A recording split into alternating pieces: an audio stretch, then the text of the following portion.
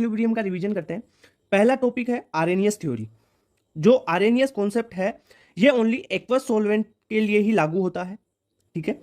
आर्रेनियस concept के अनुसार acid क्या है और बेस क्या है उसकी डेफिनेशन दी हुई है। तो आर्रेनियस के अनुसार एसिड वो होगा जो वाटर में यानी एक्वस सॉल्वेंट में H प्लस दे दे, यानी give H plus in water, ठीक है। और बेस क्या होगा जो OH नेगेटिव आयन दे वाटर में, मतलब जैसे HCl है, HCl को वाटर में डाला तो H प्लस इसने दिया, यानी ये HCl एसिड हो गया आर्रेनियस के अनुसार। अब बेस क्या होगा, जैसे NaOH को वाटर में डाला तो Na प्लस और OH माइनस में टूट गया तो OH माइनस आयन यहां से इसने दे दिए, तो क्या हुआ, ये बेस हो गया, ठीक है। अब इस आर्रेनियस कॉन्सेप्ट की लिमिटेशंस क्या है? इसकी लिमिटेशन है कि अगर आपके पास सोलवेंट नॉन एक्वस हो, यानी वाटर के अलावा और कोई सोलवेंट हो, तब ये फेल हो जाता है। दूसरा कि कोई भी अगर सोलवेंट नहीं हो तब तो ये लागू ही नहीं होगा, ठीक है। तो दूसरा पॉइंट भी समझ में आ गया। तीसरा है कि fail to explain acidic and basic nature of substance without having H plus और OH माइनस आयन। भाई जिन सब्सटेंस के पास H प्लस आयन या OH माइनस आयन है ही नहीं पर वो एसिडिक या बेसिक तो होते हैं ना, तो उनको तो एक्सप्लेन ही नहीं कर पाया ये। जैसे BF3 है, अब बताओ ये इसके अनुसार तो BF3 में तो ना तो H प्लस है ना OH माइनस, तो ये तो एक्सप्लेन ही नहीं कर रहा ना, तो ये इसकी लिमिटेशन होगी आर्रेनियस थ्योरी की। बात करते हैं ब्रोंस्टेड लोरी कॉन्सेप्ट की। ब्रोंस्टेड के अनुसार एसिड क्या होगा, बेस क्या होगा, उससे देखते हैं। इसके अनुसार एसिड वो होगा जो किसी भी सोलवेंट में H प्लस आयन दे दे। तो H प्लस आयन दे रहा है तो वो प्रोटोन डोनर हुआ, ठीक है बात। अगर बेस की बात करें तो बेस क्या होगा कि जो H प्लस आयन एक्सेप्ट करे किसी भी सोलवेंट में, कोई सोलवेंट डाला और उसमें आपने कंपाउंड डाला और वो अगर H प्लस आयन एक्सेप्ट कर रहा है तो वो बेस होगा ब्रोंस्टेड के अनुसार, ठीक है। जैसे HCl है, HCl को किसी भी सोलवेंट में डाल लो आप, जैसे वाटर में डाल लो या और किसी सोलवेंट में डालते हैं, तो वो मान लो H प्लस दे रहा है ये, तो ये क्या हो गया, प्रोटोन डोनर यानी एसिड। अगर NH3 है, ठीक है, NH3 में आपको किसी सॉल्वेंट में डालोगे तब आपको ये H प्लस एक्सेप्ट करेगा और NH4 प्लस में कन्वर्ट हो जाएगा, तो यानी NH3 क्या हो गया, यहाँ पे बेस हो गया ये, ठीक है। और देखो जो एसिड है उसका तो बनता है कॉन्जुगेट बेस और बेस का बनता है कॉन्जुगेट एसिड। इसके बारे में डिटेल से अपन अभी पढ़ने वाले हैं, ठीक है। पहले इसकी लिमिटेशंस बता देता हूं कि ब्रोंस्टेड लोरी कॉन्सेप्ट है ना, वो उन सब्सटेंस पे लागू नहीं होता है जिनके पास H प्लस नहीं है, यानी प्रोटोन नहीं है, H प्लस नहीं है, उन पे लागू नहीं होगा, क्योंकि ये तो बोलता है क्या है, इसकी डेफिनेशन मेन कॉन्सेप्ट ही क्या है कि H प्लस डोनर या H प्लस एक्सेप्टर, ओके। जैसे BF3 AlCl3, भाई इनमें H प्लस है नहीं तो इन पे लागू नहीं होगा ब्रोंस्टेड लोरी कॉन्सेप्ट। इतनी बात क्लियर। कॉन्जुगेट एसिड और कॉन्जुगेट बेस की बात करते हैं, ब्रोंस्टेड लोरी कॉन्सेप्ट से रिलेटेड है ये। अगर देखो आपके पास एसिड है और एसिड से आपको बनाना है कॉन्जुगेट बेस, यानी एसिड का बनेगा कॉन्जुगेट बेस, कब बनेगा, जब एसिड में से आप प्रोटोन को निकाल लोगे, यानी एसिड में से H प्लस निकाल लोगे, रिमूव कर लोगे, तब कॉन्जुगेट बेस बनता है। और अगर बेस में आप H प्लस जोड़ देते हैं, बेस में H प्लस जोड़ देते हैं, प्रोटोन जोड़ देते हैं, तो वो कॉन्जुगेट एसिड बन जाता है, ठीक है। भाई देखो मेरी बात सुनो, एसिड का तो कॉन्जुगेट बेस बनता है, बेस का कॉन्जुगेट एसिड बनता है, ठीक है। अगर एसिड स्ट्रॉन्ग है तो कॉन्जुगेट बेस क्या होगा, वीक होगा। अगर एसिड वीक है तो कॉन्जुगेट बेस क्या होगा, स्ट्रॉन्ग होगा, ठीक है। ये इनवर्स नेचर में होते हैं पहले, ठीक है। अब देखते हैं जैसे OH माइनस है, OH माइनस में आपने H प्लस जोड़ दिया, यानी OH माइनस में H प्लस जोड़ा है तो वो क्या बनेगा, कॉन्जुगेट एसिड, इसका बन गया H2। जैसे NH2 माइनस है, ये बेस है, NH2 माइनस में H प्लस जोड़ दो, किसी भी बेस में H प्लस जोड़ोगे तो वो बन जाएगा कॉन्जुगेट एसिड, ठीक है। जैसे HCl है, अब HCl एसिड है, इसमें से H प्लस रिमूव कर लोगे तो क्या बचेगा, Cl माइनस ही तो बचेगा, तो रिमूव करते हो तब क्या बनता है, कॉन्जुगेट बेस बनता है। जैसे HNO3 है, इसमें से H प्लस रिमूव कर लोगे तो NO3 माइनस, ये कॉन्जुगेट बेस हो गए, ठीक है। इतनी बात क्लियर। कुछ होते हैं एम्फोटेरिक, जिनमें से H प्लस रिमूव भी कर सकते हो और जोड़ भी सकते हो, जैसे OH माइनस है, इसमें से अगर रिमूव किया तो O2 माइनस बनेगा जो कॉन्जुगेट बेस होगा। अगर आप H प्लस जोड़ोगे इसमें तो ये OH माइनस में, तो ये H2O बन जाएगा जो कॉन्जुगेट एसिड है, यानी जोड़ने पर H प्लस जोड़ोगे तो कॉन्जुगेट एसिड, अगर H प्लस रिमूव कर रहे हो तो कॉन्जुगेट बेस बनेगा। इतनी बात क्लियर, समझ में आई क्या। लुईस थ्योरी की बात करते हैं। लुईस के अनुसार एसिड कौन होगा और बेस कौन होगा। लुईस है ना, उसने बताया कि जो इलेक्ट्रॉन अगर एक्सेप्टर है तो वो एसिड होगा, अगर इलेक्ट्रॉन डोनर है तो वो होगा बेस, ठीक है। अगर इलेक्ट्रॉन एक्सेप्ट कर रहा है, इलेक्ट्रॉन एक्सेप्ट कर रहा है तो भाई इलेक्ट्रोफिलिक नेचर होगी ना उसकी कंपाउंड की, ठीक है। और बेस है वो इलेक्ट्रॉन डोनेट कर रहा है, इलेक्ट्रॉन डोनेट कर रहा है तो उसकी न्यूक्लियोफिलिक नेचर होगी। इतनी बात क्लियर है। अब एसिड के एग्जांपल्स कौन कौन से हो सकते हैं, बेस के एग्जांपल कौन कौन से होते हैं लुईस में, ठीक है, लुईस थ्योरी में। Incomplete octet with vacant orbital वाले जो भी कंपाउंड हैं, जैसे CH3 हो गया, AlCl3 हो गया, ये सारे एसिड होंगे। और बेस में आएंगे कंप्लीट ऑक्टेट वाले विथ लोन पेयर, जैसे NH3 SF4, ठीक है। तो ये हो गया आपका लुईस थ्योरी। अब देखो, all branched base are Lewis base but all branched acid are not Lewis acid, ये स्टेटमेंट भी क्लियर होनी चाहिए आपको। अरे सिंपल, इसमें क्वेश्चन क्या आएगा, या तो लुईस थ्योरम पूछेगा कि एसिड कौन है, इलेक्ट्रॉन एक्सेप्टर, या बेस कौन है, इलेक्ट्रॉन डोनर, या इनके एग्जांपल्स पूछे जैसे CH3 है, AlCl3 है, बेस क्या है, NH3 और SF4, ऐसा पूछ सकता है क्वेश्चन। अब बात करते हैं ओस्टवाल्ड डाइल्यूशन लो। ओस्टवाल्ड डाइल्यूशन लो किस पे लगता है, ये वीक इलेक्ट्रोलाइट पे लगता है, पहली बात। दूसरा, इसकी स्टेटमेंट क्या है, the degree of dissociation of a weak electrolyte increase with increase in dilution. देखो, इसके लिए आपने जो केमिकल इक्विलिब्रियम है उसमें मैंने के इक्विलिब्रियम का फॉर्मूला ड्राइव करके बताया था कि के इक्विलिब्रियम बराबर C अल्फा स्क्वायर, ठीक है, ये होता है। तो यहाँ से अल्फा निकालोगे तो के इक्विलिब्रियम बटा C हो जाएगा, और C क्या है, कंसंट्रेशन है ना यहाँ पे। तो देखो अल्फा और C इनवर्सली प्रोपोर्शनल है, यानी अल्फा बढ़ाओगे तो कंसंट्रेशन घटेगी, कंसंट्रेशन आपने बढ़ाई, मान लो ये बढ़ाएगी, कंसंट्रेशन बढ़ाओगे तो अल्फा घटेगा ना, कंसंट्रेशन कम करोगे तो अल्फा बढ़ेगा। इतनी बात क्लियर, ओके। और यहाँ पे कंसंट्रेशन को क्या लिख सकते हो आप, मोल और वॉल्यूम के टर्म में लिख लो, क्लियर बात, ठीक है। तो जो है यहाँ पे degree of dissociation inversely proportional होता है रूट ऑफ कंसंट्रेशन के, और डायरेक्टली प्रोपोर्शनल होता है रूट ऑफ वॉल्यूम के। इसकी लिमिटेशन क्या है कि ये स्ट्रॉन्ग इलेक्ट्रोलाइट्स पे लागू नहीं होता, ओस्टवाल्ड डाइल्यूशन लो ओनली वीक इलेक्ट्रोलाइट पे लागू होगा। समझ में आएगा, इसमें कहने का मतलब ये है कि अगर आप डाइल्यूशन करते हो, डाइल्यूशन करोगे तो इलेक्ट्रोलाइट, वीक इलेक्ट्रोलाइट है ना, उसकी डिग्री ऑफ डिसोसिएशन इंक्रीज होगी। तो इनवर्स का रिलेशन है ना ये समझ जाना, कंसंट्रेशन के साथ। और वॉल्यूम बढ़ा रहे हो, वॉल्यूम के साथ में डायरेक्टली प्रोपोर्शनल का है। Factor affecting degree of ionization, degree of ionization यानी एसोसिएशन की ले लो या डिसोसिएशन की ले लो आप, ठीक है, जनरल टर्म में आयोनाइजेशन बोल देते हैं इसको। तो पहला है कि डाइल्यूशन, अगर आप डिग्री ऑफ आयोनाइजेशन की बात करें तो अल्फा रूट वॉल्यूम के सीधा प्रोपोर्शनल होता है, और इनवर्सली प्रोपोर्शनल होता है 1/रूट कॉन्सेंट्रेशन, ठीक है, इतनी बात। यानी वॉल्यूम बढ़ाओगे तो अल्फा बढ़ेगा, and degree of ionization volume बढ़ाने पर, डाइल्यूशन बढ़ाने पर बढ़ती है। दूसरी बात, नेचर ऑफ इलेक्ट्रोलाइट, अगर स्ट्रॉन्ग इलेक्ट्रोलाइट है तो उसके लिए अल्फा 100% यानी 1 होता है, और वीक इलेक्ट्रोलाइट के लिए 100% से कम होगा ना, तो यानी 1 से कम होगा, ओके, इतनी बात क्लियर।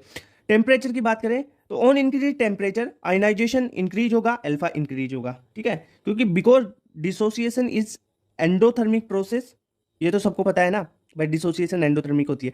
आपको पता क्या करना है, टेम्परेचर बढ़ाओगे तो आयोनाइजेशन बढ़ेगा, तो अल्फा बढ़ेगा, ठीक है।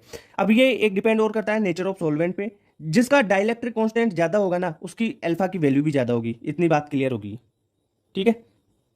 पीएच वैल्यू पढ़ने से पहले आप लोग और एंटी लोग को समझ लो, क्योंकि अगर जो आयनिक इक्विलिब्रियम है इसमें पीएच पढ़ोगे ना, लोग और एंटी लोग आपके आएंगे, 100% आपको इनको सोल्व करना आना चाहिए। पहली बात, आपको ये लोग टेबल पता होनी चाहिए, 1 का लोग 0, 2 का लोग 0.30, ठीक है, 3 का 0.48, 4 का 0.60, 5 का 0.69 या 70 भी ले सकते हैं इसको, 6 का 0.78, 7 का 0.84, ठीक है, लोग 8 की 10 के बेस पे वैल्यू 0.90, ठीक है, और 9 का 0.95, और लोग 10 की वैल्यू 1 होती है। अब यहाँ पे पीएच निकालोगे, पीएच क्या होती है, minus log of H plus. मान लो आपके पास H प्लस की कंसंट्रेशन 10 की पावर -4 दे रखी है, तब पीएच कैसे लिखोगे आप, ठीक है, तो 10 की पावर -4 को आप लोग माइनस लॉग ऑफ 10 की पावर -4 करोगे, तो आप अगर आपको ऐसी वैल्यू आ जाए ना 10 की पावर में -4, -5, -10 कैसे भी, तो उसकी पीएच डायरेक्ट आप लिख दोगे 4, ठीक है। या अगर 10 की पावर -5 हो गया, 10 की पावर -5 है तो उसके लिए 5 आ जाएगी वैल्यू, इतनी बात क्लियर। अगर आपके पास कुछ वैल्यू इस प्रकार से हो 3 × 10⁻⁴, अगर इसका पीएच लिखना हो, इसका लोग लेना हो, तो कैसे लोगे इसका लोग, आपको क्या करना है, सिंपली जो पावर में है ना नेगेटिव में, उसको सबसे पहले लिखना है, ठीक है, लिख लिया, 4 पावर में 4 है, माइनस करना है लोग जितना है ना आगे वैल्यू उसको, ठीक है, तो यानी 4 - log 3, तो 4 - log 3 की वैल्यू यहाँ से देख लो 0.48 करोगे 3.52 पीएच आ गई। देखो पीएच निकालने के शॉर्टकट तरीके हैं ये 4, इनसे निकालो, ये पहला ये करो आप लोग टेबल, दूसरा पीएच का फॉर्मूला, तीसरा ये, फोर्थ चौथा ये, बस। जैसे 2 × 10⁻⁻2 है, कैसे लिखोगे इसको, लोग पहले तो आप लिखो जो यहाँ पे स्क्वायर में है या क्यूब है या पावर 4 है तो उसको लिख लो 2, ठीक है, माइनस लोग जो आगे क्या है 2 है तो log 2, तो 2 - log 2 की वैल्यू कितनी होती है 0.30, तो ये कितनी पीएच होगी 1.7 पीएच होगी इसकी। जैसे इसको सोल्व करो, इसको कैसे सोल्व करोगे, जैसे 4 × 10⁻⁻4 है, तो यहाँ पे देखो इसको यहाँ पे 10 की पावर में जो है उससे पहले लिखो 4, ठीक है सर, माइनस जो आगे है ना यहाँ पे बेस में, ये देखो 4 है, 4 × 10⁻⁻4 है, तो इस 4 को आप log में ले लो, log 4, ये वैल्यू कितनी आ जाएगी, 4 - log 4 की वैल्यू 0.60 होती है ना, तो ये 3.4। PH determination of strong acid, सबसे पहले स्ट्रॉन्ग एसिड की पीएच डिटर्मिनेशन कैसे करते हैं वो बताता हूँ, फिर स्ट्रॉन्ग बेस की, फिर वीक बेस की, सबकी डिटेल में पढ़ेंगे, मिक्सचर वगैरह, सोल्ट, हाइड्रोलिसिस, सबको। मान लो कोई HX स्ट्रॉन्ग एसिड है वो H प्लस और X माइनस में टूट गया। यहाँ पे H प्लस की जो कंसंट्रेशन है वो C है, मान लो इस H प्लस की C, यानी ये कंसंट्रेशन 10 की पावर -2, 10 की पावर -3 कुछ भी हो सकता है।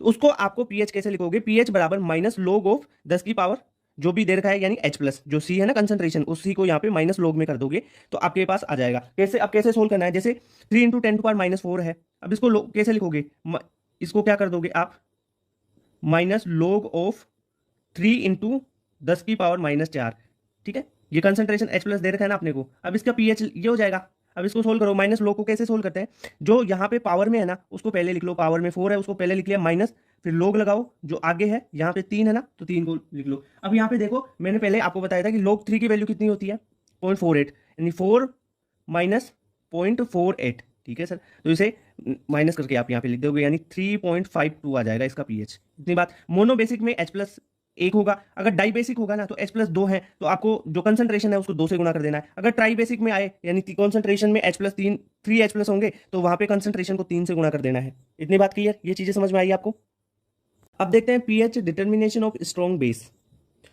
जैसे BOH है, B प्लस और OH माइनस में टूट गया, यहाँ पे OH माइनस की कंसंट्रेशन मानो C है, तो इसके लिए POH क्या लिखोगे, POH होगी माइनस लॉग ऑफ C, यानी OH माइनस की कंसंट्रेशन C है, ठीक है। और pH क्या होगी, pH होती है 14 माइनस POH, तो pH बराबर 14 माइनस POH आप कर लोगे तो आपका आंसर आ जाएगा। जैसे यहाँ पे इक्वेशन में दे रखा है OH माइनस की कंसंट्रेशन दे रही है 2 इंटू 10 टू पावर -3, अब इसकी POH निकालोगे तो POH के लिए क्या कर दोगे, माइनस लॉग ऑफ 2 इंटू 10 की पावर -3 कर दोगे, ठीक है। अब इसका minus log of minus log करना है तो नेगेटिव लॉग कैसे करोगे इसका, यानी देखो ये कंसंट्रेशन थी, सोल्व करने का तरीका बता रहा हूँ, -3 पावर में है तो 3 को पहले लिखो, आगे ये 2 है इसका लॉग कर दो नेगेटिव में, तो माइनस लॉग 2, ठीक है। ओके, तो POH बराबर 3 माइनस लॉग 2.30 होती है वैल्यू, तो 2.7 आ गई POH, तो pH क्या हो जाएगी 14 माइनस POH, तो 14 माइनस 2.7 बराबर 11.3 हो जाएगी इसकी pH। मोनो बेसिक के लिए H प्लस 1 है, डाई बेसिक हो तो H प्लस 2 हो जाएंगे, तो कंसंट्रेशन को 2 से गुना कर दो। ट्राई बेसिक हो तो 3 OH होंगे, यानी 3 OH होंगे तो कंसंट्रेशन को 3 गुना कर दो, ठीक है। ऐसा चलता रहेगा। क्लियर, तो ये फॉर्मूला मेन है भाई, POH बराबर माइनस लॉग ऑफ C, यानी C है कॉन्सेंट्रेशन ऑफ OH माइनस। अगर H प्लस की कॉन्सेंट्रेशन हो तब pH होगा K equilibrium, KW ionic product of water, PKW, pH, इन सब में कई बार इनकी वैल्यू दे रखी होती है, pH पूछी जाती है, KW दिया हुआ है, PKW पूछा है, ठीक है, pH दे रखा है, KW पूछा है, तो इनमें सारों में रिलेशन क्या होता है उसके बारे में देखते हैं। सबसे पहले आयनिक प्रोडक्ट ऑफ वाटर की बात कर लेते हैं। H2 है वो टूटा H प्लस और OH माइनस में। अब इसके लिए K इक्विलिब्रियम तो क्या लिखोगे, सबसे पहले K इक्विलिब्रियम लिखोगे, प्रोडक्ट की कंसंट्रेशन बटा उसका स्टोइकियोमेट्री बटा रिएक्टेंट की कंसंट्रेशन उसका स्टोइकियोमेट्री पावर में, ठीक है। तो K इक्विलिब्रियम बराबर H प्लस, ये प्रोडक्ट है और OH माइनस प्रोडक्ट है, तो H प्लस और OH माइनस की कॉन्सेंट्रेशन बटा H2O, ठीक है। अब क्या करो, इस H2O को यहाँ पे H2O की तो कॉन्सेंट्रेशन भाई एक फिक्स होगी ना, वाटर की तो कॉन्सेंट्रेशन, तो इस वाटर की कॉन्सेंट्रेशन को K इक्विलिब्रियम K इक्विलिब्रियम क्या है, रिएक्शन कांस्टेंट है ना ये, तो इसे मल्टीप्लाई कर दोगे तो K इक्विलिब्रियम बटा इनटू वाटर बराबर H प्लस और OH माइनस, तो K इक्विलिब्रियम इनटू वाटर क्या होता है, आयनिक प्रोडक्ट ऑफ वाटर हो जाता है, और ये बराबर होता है H प्लस और OH माइनस दोनों की कंसंट्रेशन के मल्टीप्लिकेशन के, ठीक है। इतनी बात क्लियर हो गई। ये ओनली KW है ना जो टेम्परेचर पे डिपेंड करता है, K इक्विलिब्रियम भी टेम्परेचर पे डिपेंड करता है, ठीक है। इतनी बात क्लियर। अगर रूम टेम्परेचर पे बात करें तो H प्लस और OH माइनस की कंसंट्रेशन 10 की पावर -7 होती है, बिल्कुल क्लियर बात है ये तो, रूम टेम्परेचर यानी 25 डिग्री सेल्सियस पे सबको पता है। तो KW क्या हो जाएगा 10 टू पावर -14 हो जाएगा, और PKW क्या हो जाएगा, PKW ये लोग ले लो तो क्या हो जाएगा, एंटी लोग से आप 10 की पावर -14 से 14 हो जाएगा। इतनी बात क्लियर। तो pH क्या होगी, pH होगी PKW/2। एक न्यूट्रल पॉइंट अगर आपको पता करना है तो इस प्रकार पता कर सकते हैं, यानी बेसिकली फॉर्मूला क्या है PKW का, PKW बराबर PH प्लस POH होती है। क्लियर बात। Effect of dilution on pH की बात कर लेते हैं। तो अगर डाइल्यूशन करोगे ना तो सॉल्यूट के मोल तो कांस्टेंट रहेंगे, इतनी बात क्लियर, और वॉल्यूम चेंज होता जाएगा कि आप जितना डाइल्यूशन करोगे वॉल्यूम उतना ही होगा। ओके, तो इसके लिए आपको क्या फॉर्मूला लगाना है, यहाँ पे आपको एक कांस्टेंट फॉर्मूला होगा कि यहाँ पे मोल कांस्टेंट है, तो आप क्या करोगे M1V1 यानी मोल हो गए ना पहले वाले के बटा फाइनल के, तो M1V1 बराबर M2V2 आप लगा सकते हो, या N1V1 बराबर N2V2, ठीक है। यहाँ पे M है मोलरिटी, N है नॉर्मेलिटी, V है वॉल्यूम, ठीक है। इतनी बात क्लियर। तो इफेक्ट ऑफ डाइल्यूशन ये बात होगी ऑन पीएच पे। इससे पीएच कैसे, अगर देखो मैं सिंपल सी बात बताऊं तुम्हारे को कि V1 दे रखा है, V2 आप फाइनल देखोगे और उससे आप पीएच निकालोगे, इतनी बात क्लियर। अगर डाइल्यूशन करोगे ना तो पीएच इंक्रीज होगी जनरली, ठीक है। ये चीज़ आपको याद रख लेना है कि अगर डाइल्यूशन करते हैं तो पीएच इंक्रीज होती है, इतनी बात क्लियर। देखो अपन बात कर रहे थे एसिड और बेस की, अपन ने स्ट्रॉन्ग एसिड और स्ट्रॉन्ग बेस के लिए पीएच निकाली। अगर यहाँ पर H प्लस और OH माइनस की कंसंट्रेशन 10 की पावर -6 से ज़्यादा हो तब आपको यहाँ पे वाटर से जो H प्लस और OH माइनस आए हैं ना, उनको कंसीडर नहीं करना है, ठीक है। जैसे अपन बात करें H प्लस 10⁻³ है, तो यहाँ पे pH इसका anti log low minus log of 10⁻³ से pH क्या हो जाएगी, इसकी 3 हो जाएगी। इतनी बात क्लियर। अगर H प्लस और OH की कंसंट्रेशन 10⁻⁻6 और -8 के बीच में है, तो आप H प्लस और OH माइनस से वो जो है आपका H2O, उससे H प्लस आयन या OH माइनस आयन जो आए हैं उनको कंसीडर करने लग जाओगे। तो H प्लस और OH माइनस वाटर से कितने लोगे, 10⁻⁷ लोगे ना आप, ठीक है। यहाँ पे मान लो कोई एग्जाम्पल में अपन अपने पास क्या है, 10⁻⁷ दे रखा है, तो 10⁻�6 से 10⁻�8 की रेंज में है ये। तो यहाँ पर आपको वाटर से भी आपको ऐड करना होगा H प्लस, तो कितना होगा देखो, 10⁻⁷ तो ये है, इसके साथ में प्लस 10⁻⁷ और होगा, तब ये टोटल जोड़ोगे तो ये 2 × 10⁻⁷ हो गया। अब इसका pH निकलेगा यहाँ पर कि pH क्या हो जाएगा, 7 माइनस log 2, तो ये हो गया 6.7 के बराबर। इतनी बात क्लियर, ये समझ में आएगा ये चीज। अगर H प्लस और OH माइनस की कंसंट्रेशन है ना, जो 10⁻⁹ से कम हो, ठीक है, तब आपको कुछ भी कंसंट्रेशन दे रखा हो H प्लस आयन का 10⁻⁹ से कम, 10⁻�9 से कम मतलब 10⁻⁻10, 10⁻⁻11, 10⁻⁻12, ये भाई कम है ना, माइनस में नेगेटिव में है इसलिए, ठीक है। तब pH ओनली 7 होगी, 7 से ना तो ज्यादा होगी ना कम होगी। अगर आपको H प्लस दे रखा है 10⁻⁻10, तब आप pH क्या लिखोगे, इसे 10 लिख दोगे? नहीं भाई, 10 नहीं लिखोगे, क्योंकि यहाँ पे वाटर से 10⁻⁻7 आ रहे हैं यहाँ पे H प्लस आयन, और 10⁻⁻7 बहुत ज्यादा होता है 10⁻⁻10 से, तो इसको नेग्लेक्ट करना पड़ेगा। 10⁻⁻10 को नेग्लेक्ट कर दिया तो 10⁻⁻7 का pH होगा यहाँ पे, तो H प्लस 10⁻⁻7 ही रह जाएंगे, तो pH हो जाएगी 7। हमेशा 10⁻�9 से भाई जो है मोलरिटी या जो H प्लस और OH माइनस की कंसंट्रेशन ज्यादा हो, कम होना 10⁻�9 से कम हो, तो आपको pH हमेशा 7 लिखनी है यहाँ पे। इतनी बात क्लियर। देखो मिक्सचर की pH की बात करते हैं, मिक्सचर ऑफ 2 स्ट्रॉन्ग एसिड्स, ठीक है। अगर स्ट्रॉन्ग एसिड 2 है, एक का वॉल्यूम V1 है, एक का वॉल्यूम V2 है, पहले की मोलरिटी M1 है, दूसरे की मोलरिटी M2 है, तब आपको वहां से H प्लस आयन फाइंड करना है, ठीक है। H प्लस आयन फाइंड कर लोगे, उसके बाद में आप pH का फॉर्मूला लगा देना, pH बराबर minus log of H plus. तो H प्लस आयन कैसे फाइंड आउट करोगे, M1V1 प्लस M2V2 बटा V1 प्लस V2 से। जैसे एक क्वेश्चन दे रखा है, calculate pH of mixture formed by mixing equal volume of pH2 and pH3 solution, ठीक है। इक्वल वॉल्यूम दे रखा है तो आप 1 मान लो, 1 लीटर मान लो सबसे पहले, तो 1 लीटर की pH कितनी है, 2 है एक की, तो उसका H प्लस कितना होगा, 10⁻⁻2, ठीक है। अगर pH 3 है दूसरे के लिए, तो उसका H प्लस आयन कितना होगा, 10⁻⁻3, ठीक है। इतनी बात क्लियर। तो H प्लस मिक्सचर का निकालोगे कैसे, M1V1 प्लस M2V2 बटा V1 प्लस V2 करके। तो M1 कितना है यहाँ पे, इसकी कंसंट्रेशन H प्लस आयन की 10⁻⁻2 इंटू 1, ठीक है, V1 प्लस M2 10⁻⁻3 इंटू 1 बटा 1 प्लस 1, तो ये आ जाएगा 11 इंटू 10⁻3/2, तो यानी 5.5 इंटू 10⁻3। अब इसका pH निकाल लो, pH ऑफ मिक्सचर कैसे निकालोगे, minus log of this concentration H plus की। तो कैसे निकालोगे, जो पावर में होता है ना उससे पहले लिखो, और आगे जो संख्या है उसको माइनस करो log, ठीक है। तो 3 माइनस log 5.5। अब log 5.5 की रेंज क्या होगी, log 5 और log 6 के बीच की वैल्यू लगभग, तो ये 0.76 होगी ना, तो 3 माइनस 0.76 बराबर 2.24। सेकेंड मिक्सचर है मिक्सचर ऑफ 2 स्ट्रॉन्ग बेस। अब सबसे पहले 2 स्ट्रॉन्ग बेस को मिलाया, यानी V1 वॉल्यूम और V2 वॉल्यूम वाले को।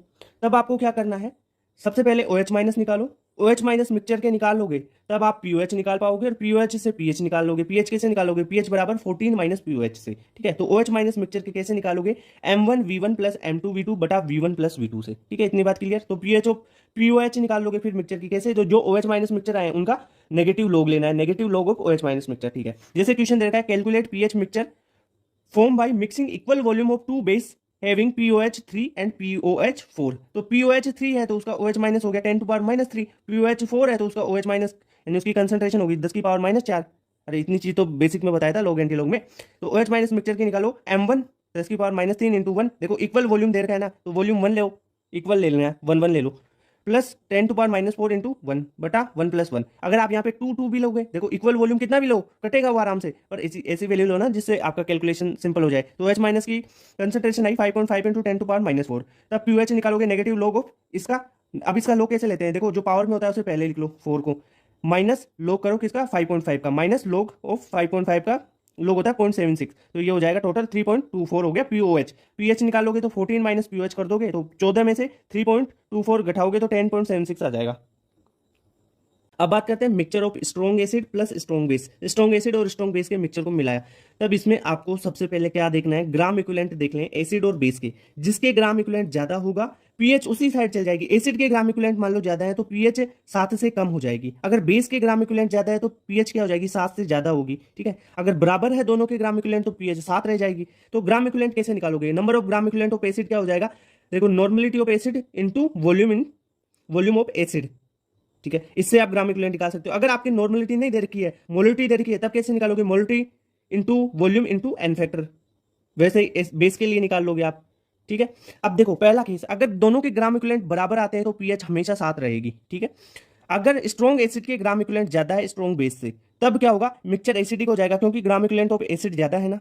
तो क्या फॉर्मूला लगाओगे, तब एसिडिक मिक्सचर हो गया तो H प्लस निकालोगे वहां से मिक्सचर का X प्लस कैसे निकालोगे, जो ज्यादा है ना उसके ग्राम इक्विवेलेंट माइनस कम के ग्राम इक्विवेलेंट। ज्यादा क्या है, एसिड है तो एसिड के ग्राम इक्विवेलेंट माइनस बेस के ग्राम इक्विवेलेंट बटा दोनों का वॉल्यूम जोड़ना है, ध्यान रखना दोनों का वॉल्यूम जोड़ दोगे। अब पीएच क्या होगा, पीएच बराबर minus log of H plus ये निकाल लिया ना, हो जाएगा काम। दूसरी बात, अगर आपके पास बेस के ज्यादा हो अगर ग्राम इक्विवेलेंट तो मिक्सचर कैसा होगा, बेसिक हो जाएगा। ठीक है, तो क्या करना है, जिसके ज्यादा है ग्राम इक्विवेलेंट उसमें से कम वाले को घटाना है। ज्यादा किसके हैं, बेस के, तो बेस के ग्राम इक्विवेलेंट माइनस एसिड के ग्राम इक्विवेलेंट बटा वॉल्यूम को जोड़ के लिखना है, भाग में देना है। ठीक है, V1 प्लस V2। अब यहाँ से OH माइनस की कंसंट्रेशन आ गई, क्योंकि बेस है ना ज्यादा, तो बेस के लिए तो OH माइनस ही आता है। अब OH माइनस की कंसंट्रेशन आई तो OH माइनस से आप POH निकालोगे। POH बराबर negative log of OH minus होता है, और इससे पीएच निकालोगे। पीएच क्या होता है, 14 माइनस POH पीएच होता है। ये बात क्लियर समझ में आ गई ना भाई, ये इतने सिंपल तरीके से बता रहा हूं, अगर टीचर बताता है ना, लगभग बहुत से टीचर्स को आधे आधे घंटे में भी नहीं समझा पाते। सारा कॉन्सेप्ट बहुत तरीके से बनाया हुआ है। पीएच ऑफ वीक एसिड कैसे निकालते हैं, मान लो कोई HA वीक एसिड है, वो टूटता है H प्लस और A माइनस में। ठीक है, T बराबर 0 पे HA की कंसंट्रेशन C है, H प्लस की 0 है और A माइनस की 0 है। T बराबर इक्विलिब्रियम टाइम, T टाइम पर इक्विलिब्रियम टाइम पर C माइनस C अल्फा हो जाएगी HA की, क्योंकि H प्लस की यहाँ पे C अल्फा होगी, अल्फा डिग्री ऑफ आपका डिसोसिएशन। ठीक है, C अल्फा A माइनस की, यहाँ पे H प्लस की कंसंट्रेशन C अल्फा है, तो यहाँ से आप पीएच निकाल पाओगे कैसे, कि H प्लस आयन की कंसंट्रेशन कितनी है, C अल्फा, तो पीएच क्या होती है, पीएच होती है negative of log H plus. ठीक है, अब यहाँ पे देखो K लिख लेते हैं पहले, इस रिएक्शन के लिए K लिख लो, तो C अल्फा स्क्वायर बटा 1 माइनस अल्फा हो जाएगा ना यहाँ से। ओके, तो अब आप क्या करो, प्रोडक्ट बटा रिएक्टेंट किया है ना, K लिखते टाइम यही किया है। ओस्टवाल डाइल्यूशन लो लगाओगे तो 1 माइनस अल्फा क्या हो जाएगा, 1 हो जाएगा, तो K बराबर C अल्फा स्क्वायर हो गया। अब यहाँ से H प्लस की कंसंट्रेशन C अल्फा है ना, उसको रूट KA बाई C लिख सकते हो, क्योंकि KA बराबर C अल्फा है। तो इसकी पीएच निकालोगे, तो पीएच कैसे निकालोगे, पीएच निकालोगे तो क्या हो जाएगा, half PKA minus log C, इससे भी निकाल सकते हो, या आप इसकी पीएच निकाल सकते हो minus log of C alpha. ठीक है, इतनी बात क्लियर। अगर एसिडिक स्ट्रेंथ पूछे आपसे कोई, तो H प्लस आयन की कंसंट्रेशन के सीधे प्रोपोर्शनल, यानी H प्लस आयन की कंसंट्रेशन C अल्फा है तो C अल्फा के सीधे प्रोपोर्शनल, या रूट KA इंटू C के सीधे प्रोपोर्शनल होगी कौन, एसिडिक स्ट्रेंथ। अगर वीक एसिड्स को मिक्स कर दिया जाए एक से ज्यादा, तब H प्लस मिक्सचर का कैसे निकालोगे, तब आप निकालोगे H प्लस ऑफ मिक्सचर बराबर रूट में KA1 इंटू C1, पहले एसिड का KA1 C1 मतलब H plus, plus KA2 C2 यानी दूसरे का H प्लस, फिर K3 C3 तीसरे का H प्लस, ऐसे करके आप वीक एसिड्स बहुत सारे मिक्स कर दिए, तब H प्लस मिक्सचर का निकालोगे। और H प्लस मिक्सचर का आ गया तो भाई पीएच तो निकाल ही पाओगे ना। पीएच क्या होती है, पीएच होती है, पीएच क्या होती है, पीएच बराबर negative log of H plus, ये चीज तो पता है ना, बस इससे निकल जाएगा, हो गया काम आपका। BOH है कोई बेस, ठीक है, वो बेस टूटा B प्लस और OH माइनस में, यहाँ पे T बराबर 0 पे BOH की कंसंट्रेशन C है। अगर T बराबर इक्विलिब्रियम पे B प्लस की C अल्फा कंसंट्रेशन हो जाती है और OH माइनस की C अल्फा, तो BOH की क्या होगी, C माइनस C अल्फा। अब क्या निकालो, KB निकालो, यहाँ से KB क्या होता है, जो इक्विलिब्रियम कांस्टेंट है वो क्या होगा, प्रोडक्ट का स्टाइकियोमेट्रिक कोफिशिएंट उसके पावर में बटा रिएक्टेंट, और रिएक्टेंट का स्टाइकियोमेट्री उसके पावर में। ठीक है, तो product C alpha square, C alpha into C alpha बटा C माइनस C अल्फा करोगे तो KB को सोल्व करोगे तो C अल्फा स्क्वायर बटा 1 माइनस अल्फा। अब ओस्टवाल डाइल्यूशन लो लगा तो डाइल्यूशन करोगे तो 1 माइनस अल्फा नेग्लेक्ट हो जाएगा, तो KB बराबर C अल्फा स्क्वायर हो गया। यहाँ से अल्फा की वैल्यू निकाल लो, अल्फा क्या हो जाएगा, अल्फा को रखोगे तो KB बटा C का रूट। ठीक है, तो अल्फा बराबर KB बटा C का रूट। ठीक है, यहाँ से OH माइनस की कंसंट्रेशन कितनी थी, C अल्फा, तो पीएच निकालोगे कैसे, कि POH निकालो पहले, POH बराबर minus log of C alpha. ठीक है, यानी OH माइनस की कॉन्सेंट्रेशन, और C अल्फा क्या होगा, यहाँ पे अल्फा की ये वैल्यू रख दो रूट के बी बाई सी, तो ये हो जाएगा root K B into C alpha बराबर। ठीक है, तो POH क्या हो जाएगी, minus log of C alpha. C alpha क्या है, रूट के बी इंटू सी, ये रखोगे तो पी ओ एच की वैल्यू आ जाएगी यहाँ पे। इसको सोल्व करेंगे तो अपन पी ओ एच, ये फॉर्मूला याद रखना है, पी ओ एच बराबर हाफ पी के बी माइनस log सी। अगर इसको पी एच में कन्वर्ट करना चाहते हो तो पी एच होता है 14 माइनस पी ओ एच, ये कर लोगे। इतनी बात क्लियर। इसके बाद में बेसिक स्ट्रेंथ पूछी जाती है इनकी, तो basic strength directly proportional O H minus ion या सी अल्फा या root K B into C के डायरेक्टली प्रोपोर्शनल होगी, ठीक है। अगर 2 3 4 वीक एसिड्स को मिक्स किया जाए या अनंत बहुत सारे वीक एसिड्स को मिक्स किया जाए, तब O H minus of mixture कैसे निकालेंगे? O H minus of mixture होगा under root K B one C one, यानी ये हो जाएगा ओ एच माइनस किसी एक बेस का, फिर दूसरे बेस का हो जाएगा K B two C two plus K B three C three, ऐसे बहुत सारे बेस हैं तो उनका मिलाते जाओ और काम करते जाओ, ठीक है। क्लियर बात। Relation between acid and conjugate base pair या बेस और कॉन्जुगेट एसिड पेयर के बारे में, ठीक है। कई बार क्वेश्चन आ जाता है, कई बार आपको एसिड और उसका कॉन्जुगेट बेस दिया हुआ होता है, के डब्ल्यू पूछ लिया जाता है, या के डब्ल्यू और एसिड दिया हुआ हो, उसका कॉन्जुगेट बेस की वैल्यू पूछी जाए केबी की, तब आप क्या करोगे? देखो के, अगर के एसिड का इंटू केबी इसका उसके कॉन्जुगेट बेस का को मल्टीप्लाई करोगे तो बराबर होगा के डब्ल्यू के। इसके विपरीत आप कर लो, एसिड की जगह बेस ले लो, तो के बी हो जाएगा बेस का इंटू के हो जाएगा उसके कॉन्जुगेट एसिड का। ध्यान रखना एसिड और बेस नहीं है, एसिड और उसका कॉन्जुगेट बेस है, बेस और उसका कॉन्जुगेट एसिड है, बेस का कॉन्जुगेट एसिड और एसिड का कॉन्जुगेट बेस। ध्यान रखना एसिड का कॉन्जुगेट बेस और बेस का कॉन्जुगेट एसिड, ठीक है। समझ में आई कुछ बात भाई? एसिड का कॉन्जुगेट बेस और बेस का कॉन्जुगेट एसिड दोनों को मल्टीप्लाई करोगे तो के डब्ल्यू के बराबर होगा, और के डब्ल्यू पता है 10 की पावर माइनस 14, ठीक है। अब बात करते हैं पॉली बेसिक एसिड या पॉली एसिडिक बेस, ठीक है। पॉली बेसिक एसिड की बात कर लेते हैं। जैसे आपके पास सिंपल एक बात सुनो, मेरी बात सुनो, समझो कॉन्सेप्ट को। जैसे H2SO4 है, H2SO4 को आप इक्विलिब्रियम में डालते हैं, ये डिसोसिएट होता है H प्लस और HSO4 माइनस में। किसी टी टाइम पर इक्विलिब्रियम पर H प्लस की कंसंट्रेशन X है और HSO4 की कंसंट्रेशन X है, तब इसका Ka हो जाएगा Ka1, इक्विलिब्रियम कांस्टेंट Ka1 है, ठीक है। इतनी बात क्लियर H2SO4 की। अब इस HSO4 को लिया और इसको डिसोसिएट करवाए, तो HSO4 है ना, ये H प्लस और SO4 2 माइनस में टूटेगा।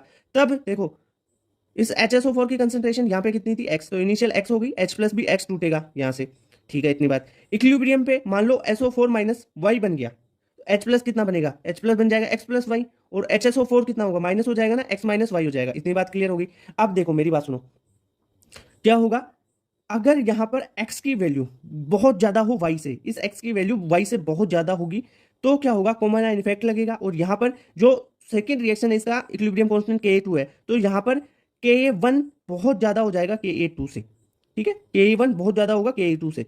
इतनी बात क्लियर। तो इसके लिए अगर इक्विलिब्रियम कांस्टेंट अपन लिखना चाहें Ka1 और Ka2 को, तो कैसे लिखेंगे? कंप्लीट रिएक्शन के लिए उसकी बारे में बात करें तो वो होगा K इक्विलिब्रियम H2SO4 के लिए टोटल, तो Ka1 इंटू Ka2 हो जाएगा। क्लियर बात। कॉमन आयन इफेक्ट की बात करते हैं।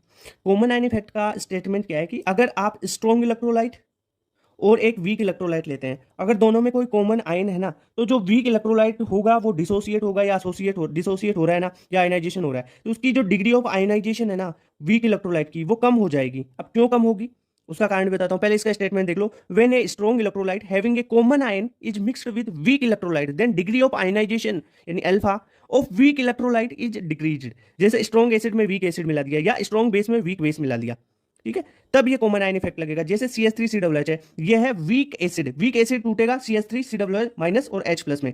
HCl है, स्ट्रॉन्ग एसिड है, इस दोनों को एक ही कंटेनर में आप रिएक्शन करवा रहे हो, तब यहाँ पे देखो इससे भी H प्लस बन रहा है और यहाँ से HCl से भी H प्लस टूट रहा है। अब ये तो स्ट्रॉन्ग है तो ये ज्यादा टूट जाएगा, तो क्या होगा? यहाँ पर भी H प्लस और यहाँ पर भी H प्लस बन गया, प्रोडक्ट में H प्लस की मात्रा ज्यादा। तो ली चैटरलियर प्रिंसिपल क्या बोलेगा? अगर H प्लस यहाँ पे ज्यादा बनता है तो रेट ऑफ रिएक्शन क्या है? फॉरवर्ड है या बैकवर्ड? अब ये बैकवर्ड होना चालू हो जाएगी। मतलब क्या होगा? यहाँ पर इसका जो अल्फा है यानी इसकी डिसोसिएशन की पावर वो कम हो जाएगी CH3COOH की, तो इसका अल्फा डिक्रीज होगा। क्यों? क्योंकि यहाँ पे कॉमन आयन बन गया H प्लस और H प्लस, यहाँ पे H प्लस की कंसंट्रेशन ज्यादा हो रही है भाई। ली चैटरलियर प्रिंसिपल लगा लो, ठीक है। किसी भी रिएक्शन में आपको जो अल्फा डिक्रीज हुआ है वो पूछे, तो अल्फा डिक्रीज बराबर Ka बटा X। अब यहाँ पे X है कॉन्सेंट्रेशन ऑफ H प्लस, जो HCl का H प्लस है ना उसकी कंसंट्रेशन आपको लिखनी है, और Ka किसका लिखना है? वीक एसिड का CH3COOH का। ओके, क्लियर बात? समझ में आई बात? अब बात करते हैं ओड आयन इफेक्ट की। ओड आयन इफेक्ट में क्या होगा? एक strong electrolyte having an odd ion is mixed with weak electrolyte, then degree of ionization of weak electrolyte is increased। देखो अपन ने क्या पढ़ा था कॉमन आयन इफेक्ट में, तो स्ट्रॉन्ग एसिड या वीक एसिड मिले, strong acid plus weak acid किया, तो वीक एसिड की अल्फा क्या होगी यहाँ पे? वहां पे तो डिक्रीज हो गई थी और यहाँ पे इंक्रीज हो जाती है। एक तो एसिड लो आप स्ट्रॉन्ग, एक एसिड वीक लो, या एक बेस वीक ले लो, एक बेस स्ट्रॉन्ग ले लो, तो वीक वाले पार्ट की जो अल्फा है वो क्या हो जाएगी, इंक्रीज हो जाएगी। क्यों? क्योंकि उनमें ओड आयन है। ओड आयन का मतलब क्या है वो समझाता हूं। जैसे CH3COOH है और NaOH है, ठीक है। अब देखो यहां पर क्या होगा, ओड आयन का मतलब एसिड और बेस है, एक से H प्लस आएगा, दूसरे से OH माइनस आएगा। तो देखो यहां से H प्लस आया CH3COOH से, और दूसरे से NaOH से OH माइनस, तो H प्लस और OH माइनस दोनों मिलके वाटर बना लेंगे। अब वाटर बना लेंगे तो भाई ये तो साइड में हट गए, साइड में हट गए, तो ली टेटलियर प्रिंसिपल से क्या होगा कि फिर ये साइड में हट गए वाटर बना के, तो ये ज्यादा बनने चाहिए ना, ठीक है। तो ये ज्यादा कब बनेंगे, जब अल्फा इंक्रीज हो जाएगा, तो अल्फा यहाँ पे इसलिए इंक्रीज हो गया। क्लियर बात? यानी स्ट्रॉन्ग इलेक्ट्रोलाइट जो ओड आयन रखते हो, ओड आयन मतलब एक एसिड हो एक बेस हो, एक के पास H प्लस हो दूसरे के पास OH माइनस हो, जो रिएक्शन करके कुछ अलग ही प्रोडक्ट बना, अलग प्रोडक्ट बना दे और साइड में निकल जाए बाई प्रोडक्ट, ठीक है। बात करते हैं बफर सॉल्यूशन की। बफर सॉल्यूशन क्या है? ऐसा सॉल्यूशन जो पीएच में चेंज को रजिस्ट करता हो, यानी अपने पीएच में चेंज को रजिस्ट करे, वो सॉल्यूशन बफर सॉल्यूशन होंगे।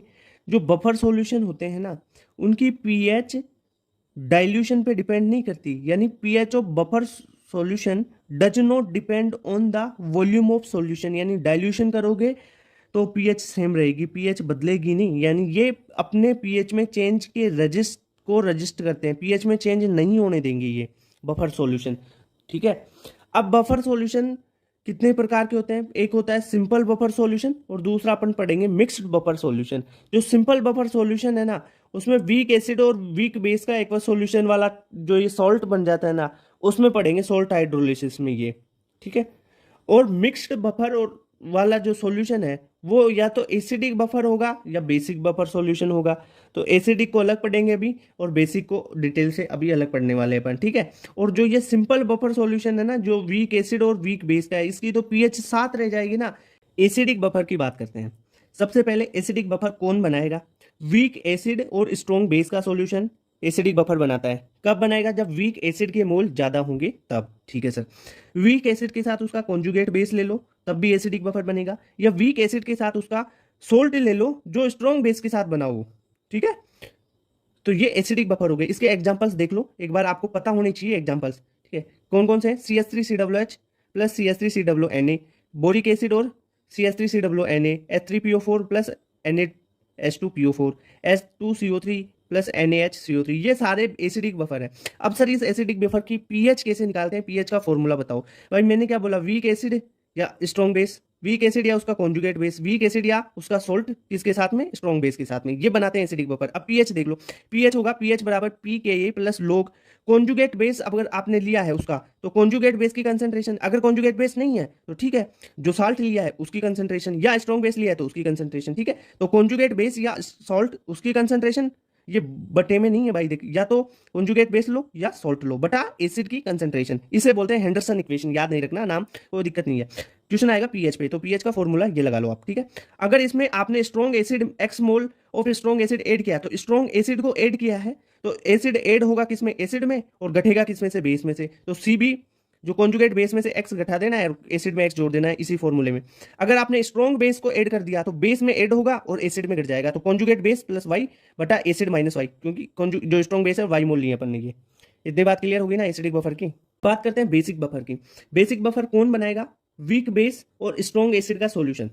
अब यहाँ पे बेसिक बफर है तो वीक बेस ज्यादा होना चाहिए, ठीक है, वीक बेस के मोल ज्यादा होने चाहिए। वीक बेस और उसका कॉन्जुगेट एसिड मिल गया तो भी बेसिक बफर होगा, और वीक बेस के साथ उसका सोल्ट हो स्ट्रॉन्ग एसिड के साथ में, ठीक है, वीक बेस प्लस उसका सोल्ट स्ट्रॉन्ग एसिड के साथ में, तो ये भी बेसिक बफर होता है। ये तीन ही क्राइटेरिया होते हैं बेसिक बफर, आप पहचान लोगे इनसे। एग्जाम्पल देख लो, जैसे NH3OH plus NH4Cl, NH4OH plus NH4NO3, NH4OH plus NH4 का होल तो है CO3 के साथ में, ठीक है। अब यहाँ से POH निकाल लो और POH से pH निकाल लोगे, क्योंकि pH बराबर 14 माइनस POH होती है। तो इस बेसिक बफर की POH कैसे निकालोगे? pKb plus log conjugate acid या साल्ट बटा कंसंट्रेशन ऑफ बेस, यानी कॉन्जुगेट एसिड की कंसंट्रेशन बटा बेस की कंसंट्रेशन, या कॉन्जुगेट सॉल्ट की कंसंट्रेशन बटा कॉन्जुगेट सॉल्ट की, जो सॉल्ट लिया अपन ने, ठीक है, उसकी कंसंट्रेशन बटा बेस की कंसंट्रेशन। क्लियर बात? पीएच कैसे निकालोगे? पीएच बराबर 14 माइनस पीओएच कर दोगे। अगर स्ट्रॉन्ग एसिड एक्स मोल ऐड कर दिया, तो एसिड ऐड किया है ना, तो कॉन्जुगेट एसिड में जुड़ेगा एसिड, तो कॉन्जुगेट एसिड प्लस एक्स बटा बेस माइनस एक्स हो जाएगा, बेस में से माइनस हो जाएगा। इसी फॉर्मूले में कर देना है ये चेंज। अगर आपको दिया हुआ स्ट्रॉन्ग बेस जुड़ा हुआ हो, यानी Y mole of strong base add कर दिए जाए, तो पीओएच बराबर पीकेबी प्लस लोग कॉन्जुगेट, अब बेस ऐड किया है ना, तो बेस तो बेस में जुड़ेगा, एसिड में से घट जाएगा, तो conjugate acid minus Y, Y moles है ना, ठीक है, बेस प्लस वाई, ठीक है, ये हो जाएगा। तो बेसिक बफर भी समझ में आ गया। बफर कैपेसिटी की बात करते हैं। बफर कैपेसिटी होती है कि बफर की इफेक्टिवनेस की मेजर।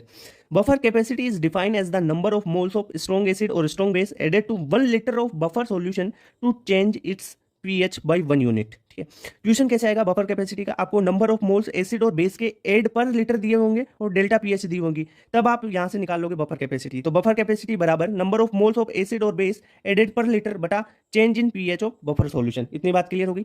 अगर किसी भी जो है बफर है उसकी कैपेसिटी मैक्सिमम करनी है, मैक्सिमम बफर कैपेसिटी, उसके लिए डेल्टा पीएच आप जीरो कर दोगे। ठीक है, डेल्टा पीएच जीरो कर दो। अब आप एसिडिक बफर की मैक्सिमम कैपेसिटी और बेसिक बफर की मैक्सिमम कैपेसिटी बताओ कैसे। देखो डेल्टा पीएच जीरो कर दोगे तो जो बफर होता है ना उसका फॉर्मूला ये होता है, डेल्टा पीएच आपने जीरो कर दिया तो लोग के साथ में ये जो वैल्यू है इसकी, ये क्या हो जाएगा 1, तो इसको 1 हो गया ये, तो कॉन्जुगेट एसिड बटा बेस ये हो गया 1। या आप एसिडिक बफर के लिए जो इसको फॉर्मूला लेते हो तो कॉन्जुगेट बेस बटा एसिड ये हो जाएगा 1।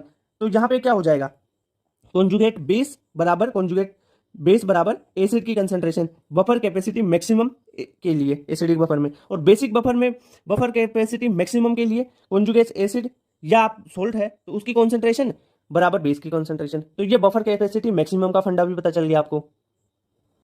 बफर की रेंज के बारे में बात करते हैं। सबसे पहले एसिडिक बफर की रेंज देखो तो इसकी पीएच बराबर पीके प्लस माइनस 1 होती है, यानी पीके माइनस 1 से लेके पीके प्लस 1 तक ये एसिडिक बफर रहेगा। अगर इसमें और कुछ ज्यादा चेंज हो गया ना तो बफर डिस्ट्रॉय हो जाएगा। ठीक है, तो डिस्ट्रक्शन ऑफ बफर क्या होता है, पीएच और pOH changes more than 1 from pK या पीकेबी। पीके -1 से लेके पीके प्लस 1 तक एसिडिक बफर की रेंज रहेगी। यानी अगर पीके -1 है मतलब क्या है, सोल्ट बटा एसिड 1/10 है और सोल्ट बटा एसिड 10 तक, यानी सोल्ट बटा एसिड का रेशियो 1/10 से लेके 10 तक एसिडिक बफर रहेगा। या पीके -1 से लेके पीके प्लस 1 तक एसिडिक बफर रहेगा। इतनी बात क्लियर। बेसिक बफर की रेंज की बात करें तो पीओएच बराबर पीकेबी प्लस -1 होता है, यानी पीकेबी -1 से लेकर पीकेबी प्लस 1 तक इसकी रेंज रहेगी। पीकेबी -1 का मतलब सोल्ट बटा बेस की जो कंसंट्रेशन का रेशियो है 1/10 से लेके पीकेबी प्लस 1 तक, यानी सोल्ट बटा बेस की कंसंट्रेशन का रेशियो 10 तक। तो यानी या तो पीकेबी -1 से पीकेबी प्लस 1 तक, या आप इस टर्म में नहीं बात करना चाहते हो तो सोल्ट बटा बेस का रेशियो देख लो कंसंट्रेशन का, तो 1/10 से लेके 10 तक बेसिक बफर रहेगा। अगर इससे ज्यादा चेंज हो गया ना तो ये भाई डिस्ट्रक्शन ऑफ बफर हो जाएगा, यानी बफर टूट जाएगा, डिस्ट्रक्शन हो जाएगा इसका। तो समझ में आया, डिस्ट्रक्शन ऑफ बफर क्या होता है, पीएच और पीओएच, इस पीएच में और इस पीओएच में अगर मोर देन 1 फ्रॉम पीके और पीकेबी से चेंज होता है, यानी पीकेबी में एक से ज्यादा चेंज हो जाए या पीके में एक से ज्यादा चेंज हो जाए, तब वो डिस्ट्रक्शन ऑफ बफर हो जाता है। क्लियर बात। अब देखते हैं सॉल्ट हाइड्रोलिसिस। जो सॉल्ट हाइड्रोलिसिस है ना, ये बेसिकली जो न्यूट्रलाइजेशन रिएक्शन होती है ना उसका रिवर्स होती है। जैसे वाटर प्लस सॉल्ट मिलाते हैं उससे एसिड प्लस बेस बन रहा है, तो होगी ना न्यूट्रलाइजेशन। न्यूट्रलाइजेशन में क्या होता है, एसिड प्लस बेस से सॉल्ट प्लस वाटर बनता है। अब इसका रिवर्स करोगे यानी वाटर प्लस सॉल्ट करोगे तो एसिड प्लस बेस बनेगा। इतनी बात के लिए जो सॉल्ट हाइड्रोलिसिस है ना उसमें आपने वीक पार्ट कौन सा लिया है उस पर हाइड्रोलिसिस होगी उसकी। जैसे वीक एसिड लिया तो वीक एसिड की हाइड्रोलिसिस होगी, वीक बेस लिया तो वीक बेस की हाइड्रोलिसिस होगी। ठीक है, यानी weaker part of salt undergo hydrolysis. ठीक है, सॉल्ट हाइड्रोलिसिस प्रोसेस क्या है, the process in which water react with cation और एनाइन और बोथ ऑफ साल्ट, या तो केटाइन होगा एनाइन होगा या बोथ ऑफ साल्ट होंगे, दोनों साल्ट हो सकते हैं, to change the concentration of H plus and OH minus ion of water. इतनी बात के लिए अब यहाँ पे अपन सिलेबस में है जो सॉल्ट हाइड्रोलिसिस के टाइप है वो देखेंगे अपन, strong acid plus strong base का। तो जो स्ट्रॉन्ग एसिड है और स्ट्रॉन्ग बेस का है तो उसमें तो हाइड्रोलाइसिस होगी नहीं, क्योंकि वीकर पार्ट की हाइड्रोलाइसिस होती है तो इसकी पीएच तो 7 ही रह जाएगी। ठीक है, यानी हाइड्रोलिसिस नहीं होगी। दूसरी बात, salt of strong acid plus weak base की बात करें तो यहाँ पे बेस कौन सा आ गया, वीक बेस, तो ये केटाइनिक हाइड्रोलिसिस होगा। इसकी पीएच स्ट्रॉन्ग एसिड है तो 7 से कम रह जाएगी। इतनी बात। Salt of weak acid plus strong base, अब वीक एसिड आ गया तो ये एनाइनिक हाइड्रोलिसिस होगा। ओके, और इसकी पीएच स्ट्रॉन्ग बेस के कारण पीएच होगी ग्रेटर देन 7। ठीक है, अगर सोल्ट में वीक एसिड और वीक बेस दोनों हो जाए तब क्या होगा, तब कैटाइनिक और एनाइनिक दोनों टाइप का हाइड्रोलिसिस होगा। इसके बारे में अपन इन चारों के बारे में डिटेल से पढ़ेंगे। ओके, तो शुरू करें अब। Hydrolysis of strong acid plus weak base की करते हैं। स्ट्रॉन्ग एसिड और वीक बेस की हाइड्रोलिसिस है, ये केटायनिक हाइड्रोलिसिस होगी, ठीक है सर, क्योंकि वीक बेस है यहाँ पे। देखो बी प्लस प्लस वाटर डाला आपने तो BOH प्लस H प्लस यहाँ से निकले। यहाँ पे देखो आप KH लिखते हो, KH क्या है, हाइड्रोलाइसिस कांस्टेंट, जैसे अपने इक्विलिब्रियम कांस्टेंट लिखा था वही है, वही काम करना है, प्रोडक्ट बटा रिएक्टेंट की कॉन्सेंट्रेशन करनी है, ठीक है। तो यहाँ पे देखो प्रोडक्ट की कंसंट्रेशन BOH और H प्लस की CH है, ठीक है, और B प्लस रिएक्टेंट है तो इसकी concentration C minus CH equilibrium पे लेनी है ना। तो KH बराबर BOH की कंसंट्रेशन इंटू H प्लस की कंसंट्रेशन बटा B प्लस की कंसंट्रेशन, तो यहाँ से KH निकल जाएगा आपका CH स्क्वायर बटा 1 माइनस H। H क्या है, H है डिग्री ऑफ हाइड्रोलाइसिस, जैसे अपन ने alpha degree of association, degree of dissociation पढ़ा था ना, वैसे ही H है डिग्री ऑफ हाइड्रोलाइसिस, ठीक है। ओके, तो यहाँ से अगर ऑस्टवाल डाइल्यूशन लो लगा दे तो 1 माइनस H को क्या कर दोगे, नेग्लेक्ट, तो ये 1 हो जाएगा, नेग्लेक्ट नहीं 1, ठीक है, H को नेग्लेक्ट कर दो 1 हो जाएगा ना ये, 1 माइनस H, तो KH बराबर CH स्क्वायर, ठीक है, इतनी बात क्लियर। तो यहाँ से H प्लस की कंसंट्रेशन क्या होगी, H प्लस की कंसंट्रेशन CH है, तो CH बराबर root of KH into C, ये कहाँ से लिखा, यहाँ से, ठीक है। H बराबर रूट KH बटा C, या KH को आप क्या लिख सकते हो, KW बाई KB, ठीक है, क्योंकि KH इंटू KB बराबर KW होता है, तो ये फॉर्मूला भी हो गया। यहाँ पे KW क्या है, आयनिक प्रोडक्ट ऑफ वाटर। अगर इसकी पीएच पूछी जाए तो पीएच होती है, मेन फॉर्मूला तो पीएच का ही है, तो पीएच बराबर 7 minus half PKB plus log C। तो ये सारे फॉर्मूले हो गए भाई, ये फॉर्मूले याद करना। आप देख डेरिवेशन तो इतना सा तो करवा दिया KH का, तो पूरे डेरिवेशन तो नहीं करवा सकता ना, यहाँ पे शॉर्ट में पढ़ाना है सारी चीजें। अब देखते हैं hydrolysis of weak acid and strong base salt की। देखो वीक एसिड है तो एनायनिक हाइड्रोलाइसिस होगा, पीएच ग्रेटर देन 7 होगी इसकी। ये कोई रिएक्शन लिखी अपन ने, वीक एसिड स्ट्रॉन्ग बेस के सॉल्ट की, A माइनस प्लस वाटर डाला, सोल्ट प्लस वाटर से HA प्लस OH माइनस बन गया, ठीक है।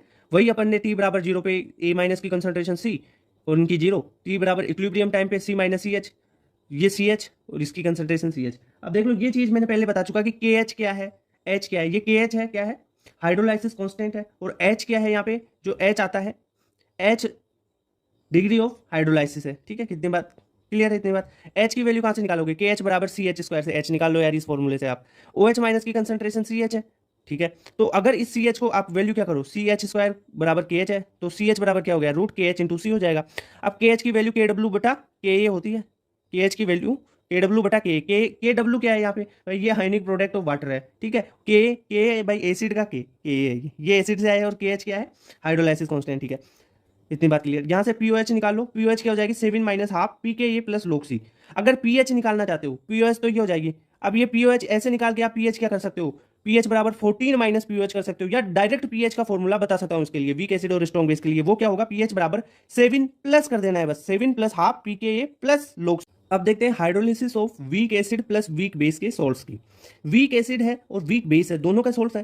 देखो दोनों पार्ट वीक है, एसिड का और बेस का भी, तो क्या होगा, कैटायनिक और एनायनिक दोनों हाइड्रोलिसिस होंगी यहाँ पे, ठीक है सर। A माइनस और B प्लस वाटर डाला, HA और BOH बन गया, यानी एसिड और बेस बन गया। अब देखो इनिशियल कंसंट्रेशन A माइनस और B प्लस की CC है, H अगर यहाँ पे अपन क्या करें, इक्विलिब्रियम पे देख लें इनकी कंसंट्रेशन, तो HACH बन गया और BOH क्या बन गया, CH। अब देखो वहाँ पे इक्विलिब्रियम में C अल्फा बनाते हैं ना, वही है H, वही CH है, अल्फा की जगह यहाँ पे H आ जाता है, वहाँ पे अल्फा डिग्री ऑफ डिसोसिएशन था, यहाँ पे H क्या है, डिग्री ऑफ हाइड्रोलिसिस है, H क्या है, डिग्री ऑफ हाइड्रोलिसिस। यहाँ पे एक चीज और ध्यान रख लो, KH भी आएगा, KH क्या होता है, हाइड्रोलिसिस कांस्टेंट, और KW भी आएगा, KW क्या है, आयनिक प्रोडक्ट ऑफ वाटर। ये चीजें क्लियर है ना। अब आप KH लिख लो, KH क्या है, हाइड्रोलिसिस कांस्टेंट, मतलब प्रोडक्ट की कंसंट्रेशन बटा रिएक्टेंट की कंसंट्रेशन, प्रोडक्ट ये है इनकी कंसंट्रेशन बटा रिएक्टेंट ये है इनकी कंसंट्रेशन, तो इसको सोल्व करोगे तो KH बराबर H स्क्वायर बटा 1 माइनस H का होल स्क्वायर। यहाँ पे ओस्टवाल डाइल्यूशन लो लगा दो, डाइल्यूट कर दो, ठीक है, डाइल्यूट कर दोगे तो 1 माइनस H क्या हो जाएगा 1, तो ये भाई जहाँ से हटा देंगे इसको, तो KH बराबर H स्क्वायर हो गया। यहाँ से H की वैल्यू निकाल लो तो H बराबर रूट KH आ जाता है, ठीक है, एक तो ये याद रखना H बराबर रूट KH, ठीक है, और KH की वैल्यू आप क्या लिख सकते हो, KW बटा KA इंटू KB, क्योंकि KA इंटू KB आएगा, तो KA तो एसिड का है, KB है बेस के लिए। यहाँ पे वीक एसिड और वीक बेस दोनों है, इसलिए KA और KB दोनों आ रहे हैं। एसिड होता तो KA आता, बेस होता वीक तो KB आता, पर यहाँ पे दोनों है इसलिए KA इंटू KB आया है, क्लियर बात। H प्लस क्या लिखोगे, रूट ऑफ KW बटा KB इंटू KA। H क्या होता है, रूट KH होता है, और रूट KH क्या लिख दोगे, KW बटा KA इंटू KB। यहाँ से मेन फॉर्मूला होता है पीएच का, जो कंसंट्रेशन पे इसकी पीएच डिपेंड नहीं करती है, और पीएच क्या होती है, 7 plus half PKA minus PKB। जो इसकी पीएच है वो कंसंट्रेशन पे डिपेंड नहीं कर सकती है, नहीं करती है, नहीं करती है, ध्यान रखना। इंपोर्टेंट टॉपिक है सोल्यूबिलिटी प्रोडक्ट। क्वेश्चन आता है जो सोल्यूबिलिटी प्रोडक्ट है ओनली स्प्रिंगली सोल्यूबल सॉल्ट्स के लिए लागू होता है। इसमें करेंगे क्या अपन, देखो केएसपी निकालना होता है, इसमें सोल्यूबिलिटी निकालनी होती है और केएसपी निकालना होता है। ये ऐसे क्वेश्चन आते हैं। जो सोल्यूबिलिटी प्रोडक्ट है वो होता है product of molar concentration of ions raise to their stoichiometric coefficient at equilibrium position. ठीक है, जो सोल्यूबिलिटी प्रोडक्ट है उसको आप मोल पर लीटर में मेजर करोगे, मोल पर ग्राम में या और किसी वैल्यू में मेजर नहीं करना है, मोल पर लीटर में ही इसको मेजर करोगे आप। ठीक है, अब केएसपी कैसे लिखते हैं सर, वो लिखना सिखाओ। जैसे A2B कोई कंपाउंड है, ठीक है, ये टूटेगा किसमें, 2A प्लस बी में। ठीक है, अब केएसपी ये कैसे लिखते हो, ये देखो molar concentration ions raise to their stoichiometric coefficient at equilibrium. तो इसकी देखो क्या हो जाएगी, 2A है तो इसकी सोल्यूबिलिटी 2S हो गई और बी की S हो गई। ठीक है, केएसपी लिखोगे कैसे लिखना है, सोल्यूबिलिटी और उसकी पावर लगानी है आपको जो स्टोइकियोमेट्रिक कोफिशिएंट है वो, जैसे 2S की पावर हो जाएगी 2 और इस S की पावर हो जाएगी, यहाँ पे कोफिशिएंट 1 है तो 1। ठीक है, तो ये हो जाएगा टोटल 4S क्यूब। जैसे A2B3 है, अब ये टूटेगा किसमें, 2A प्लस 3B में, तो इसकी सोल्यूबिलिटी 2S और इसकी 3S। अब इसका केएसपी लिखो, केएसपी क्या हो जाएगा, देखो 2S इसका स्टोइकियोमेट्रिक कोफिशिएंट कितना है 2, तो 2S की पावर 2 और 3B है तो 3S है इसकी सोल्यूबिलिटी, तो 3S का पावर 3। ये हो जाएगा केएसपी। तो इस प्रकार इस केएसपी की वैल्यू आप निकालते हैं। केएसपी क्या होता है, अरे भाई इक्विलिब्रियम कांस्टेंट है स्प्रिंगली सोल्यूबल सॉल्ट्स के लिए। ठीक है, क्लियर बात भाई, यहाँ से क्वेश्चन आता है, क्वेश्चन आएगा। ये देखो एग्जांपल ऐसे सोल्व करते हैं इनको। अब सोल्यूबिलिटी प्रोडक्ट में अपन कॉमन आयन इफेक्ट लगा के देखें। कॉमन आयन इफेक्ट जैसे कैसे लगेगा सर, जैसे NaCl है, Na प्लस और Cl माइनस में टूटा, AgCl टूटा Ag प्लस और Cl माइनस में। मान लो Na प्लस एक्स बना यहाँ पे और Cl माइनस एक्स बन गया। ठीक है, सोल्यूबिलिटी इसकी एक्स है इसकी एक्स है। अब यहाँ पे AgCl में भी Ag प्लस है उसकी एच डेस मान लो सोल्यूबिलिटी, और यहाँ पे Cl माइनस बना उसकी क्या होगी। अब देखो एक Cl तो एक ही कंटेनर में काम हो रहा है, यहाँ पे देखो Cl माइनस एक्स है और यहाँ पे भी एक Cl माइनस बन गया, तो मान लो उसकी एस डेस है तो टोटल कितनी हो जाएगी, total H dash plus x हो जाएगी सोल्यूबिलिटी। यहाँ पे कॉमन आयन इफेक्ट लग जाएगा। अब कॉमन आयन इफेक्ट कैसे लगेगा वो सारी चीजें बता रहा हूँ। देखो Cl माइनस दोनों प्रोडक्ट की ओर ज्यादा बन गए, तो ली चैटरलियर प्रिंसिपल लगा हो यहाँ पे फिर।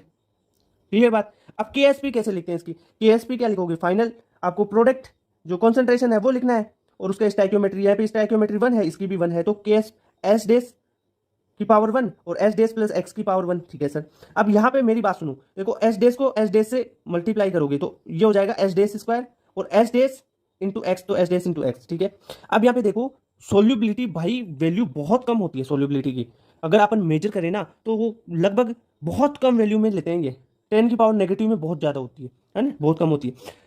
तो अगर इसका स्क्वायर करें तो ये तो भाई नेग्लिजिबल हो जाएगी, तो एस का स्क्वायर नेग्लिजिबल मान सकते हैं, जीरो मान सकते हैं, तो केएसपी क्या हो गया, केएसपी बराबर एस डेस एक्स। अब एक्स क्या है, एक्स तो क्या है, कॉन्सेंट्रेशन है, जो कॉमन आयन था ना आपका स्ट्रॉन्ग इलेक्ट्रोलाइट से आया है उसकी कंसेंट्रेशन है एक्स। तो ठीक है, तो यहां से एस डेस निकाल लो, एस डेस बराबर केएसपी बटा एक्स। तो केएस एस डेस तो क्या है, न्यू सोल्यूबिलिटी, केएसपी है, और एक्स क्या है, concentration of common ion from strong electrolyte. तो इस प्रकार आप ये फॉर्मूला, जो ये फॉर्मूला है फाइनल, इस फॉर्मूला से आप निकाल पाओगे। इस फॉर्मूला को याद रखो, यहां से आपकी न्यू सोल्यूबिलिटी निकल के आ जाएगी।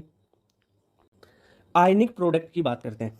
It is equal to product of molar concentration of ions raise to their stoichiometry at any moment of reaction. देखो सोल्यूबिलिटी प्रोडक्ट तो अपन इक्विलिब्रियम पे लिखते हैं, ठीक है, और आयनिक प्रोडक्ट आप किसी भी टाइम पे लिख सकते हो रिएक्शन के लिए। ठीक है, वही काम होता है जो सोल्यूबिलिटी में करते हैं ना अपन, वैसे ही लिखते हैं, पर ये किसी भी मूवमेंट के लिए लिखा जा सकता है, और सोल्यूबिलिटी में किसी इक्विलिब्रियम पे लिखेंगे, उसमें क्या क्या चेंज है वो बता दूंगा मैं।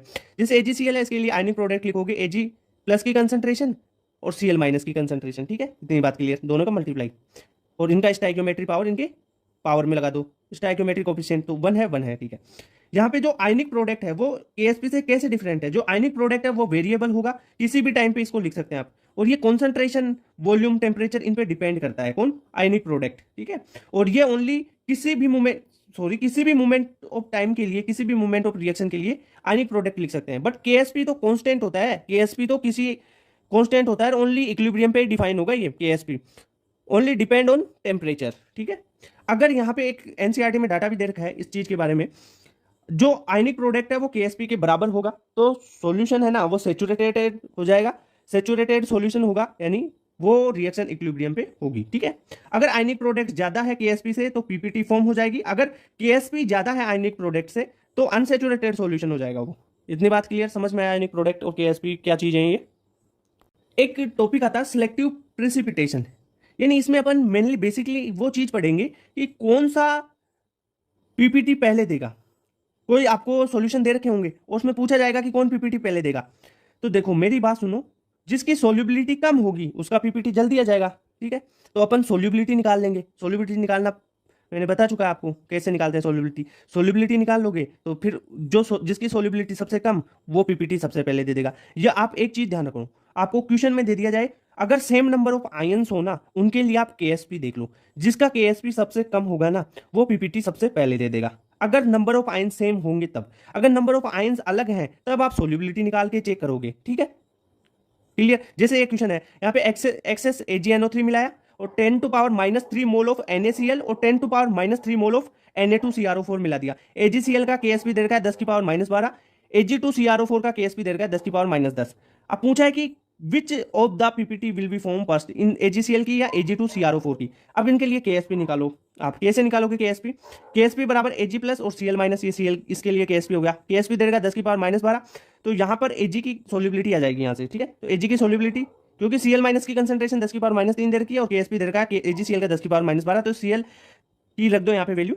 Ag प्लस की सोल्यूबिलिटी आ जाएगी 10 की पावर -9, ठीक है। वैसे ही आप यहाँ पे निकालो Ag2CrO4। देखो नंबर ऑफ आयन सेम होते हैं ना, तो अपन केएसपी से डायरेक्ट ही कर लेते हैं, पर यहाँ पे देखो Ag2 है, यहाँ पे 2 है Ag के आयन, तो केएसपी लिखेंगे तो Ag की पावर 2 हो जाएगा ये, और CrO4। यहाँ से Ag की जो है कंसंट्रेशन निकालो, तो Ag की कंसंट्रेशन 10 टू पावर -7। अब देखो यहाँ पे आप किसकी केएसपी ज्यादा है किसकी कम है।